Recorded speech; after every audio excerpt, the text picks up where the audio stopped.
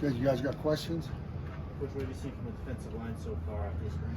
I think we have some athletic guys that can rush the passer. I think we have guys that have learned to compete. I think we have guys who are learning, and I think they're going out there and they're trying to apply techniques that we're trying to get done.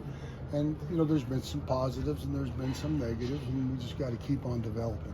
Who's standing out on the interior right now? I know Shane Cokes is there, but anyone else? Shane's done a good job. Leonard Payne's done an excellent job. D-Mac's done a good job. I'm really impressed with 53. There's some guys that really have done a good job. In the spring, you were talking about maybe some of your displeasure with some of the personnel you had as far as their weight and their conditioning. Where do you feel everybody's at right now? I think right now we're starting to get in good conditioning, and I think right now a lot of the players have gotten a lot stronger. And I'm happy with them right now with their strength. I'm happy where they're at in conditioning. And now it's the consistency of play, fitting your hands, getting off blocks, and making plays. How much have you leaned on Shane just from a leadership standpoint? I've leaned on him a lot. You know, he comes out to work every single day. He's a true pro. And he's grown up and become a leader, and I'm extremely happy with him. Is Shane similar to any player you've coached on D-line before? You know, he kind of reminds me, you know, a little bit of Mario Edwards when I was at Florida State. Strong, explosive, quick. You know, and of course Mario went into the National Football League and got drafted by the Raiders. So, you know, I think if Shane keeps on producing, he studies the game every night. I mean, it's important to him, so I'm happy with him. What about Bishop and Amari McNeil? How have they been coming along this? You know, Bishop brings us, does a lot of good things. Amari's gotten better. I got to work on getting him to keep his pads down. I think all of them understand that playing low and being explosive gives you a chance. If you play high and you get lazy, then you kind of get knocked around. Is Amari a guy you feel like you guys are going to lean on in stopping the run early in the year? I'm going to lean on everybody that plays in the front. I mean, that's not one person's going to do it. It's a collective group stopping the run. Everybody's got to be in the right gap, fit their right hands, and do what needs to get done.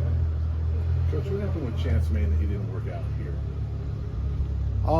He just decided he didn't want to play football anymore. So, you know, I can't help that. And if he doesn't want to play, he doesn't want to play.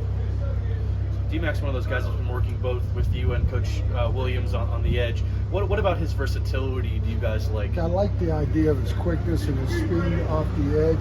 I think, like, you know what I'm saying? I like to move him around.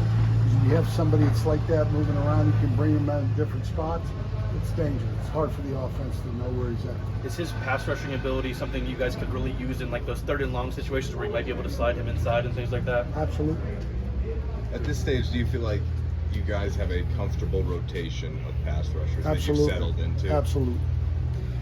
You've been talking about Bishop's ability, but his personality seems like he's brought somebody in the room. Is that something you've kind of seen rub off on people, or just his personality in general? When Bishop goes out there and he's ready to play football and he wants to act there, he can be as good as he can be. Any concerns about depth on the interior? No. What have you seen from the rest of the defense? You know, I just think like anything else, I have to see us improving as a defense. You know, Coach Prime wants us running to the ball. Our kids got a better understanding of that, of what it takes to get to the ball. You got to strain, you got to be relentless, and you got to go where the ball is. If you had to define strengths for the defense as a whole? I think, I don't know, I think like anything else, you know, we got guys that can cover on the outside and we got guys that can push the pocket. We're going to be okay. You guys obviously have a lot of two really big tackles on the offensive line. How valuable is that for your guys? It's great to work against that length and that strength and every single day, because if they plan on going to the next level, that's what's going to be. It's going to be big, longer people that can have strength and punch you around. How much have you enjoyed continuing to work with Charles Kelly? Love it. Love every minute of it. We know how each other thinks. We know what we want to do. There's a plan, and we're going to execute the plan, and we're going to do what he wants. How's it been collaborating, working with Coach Nick Williams? Good. It's been fantastic.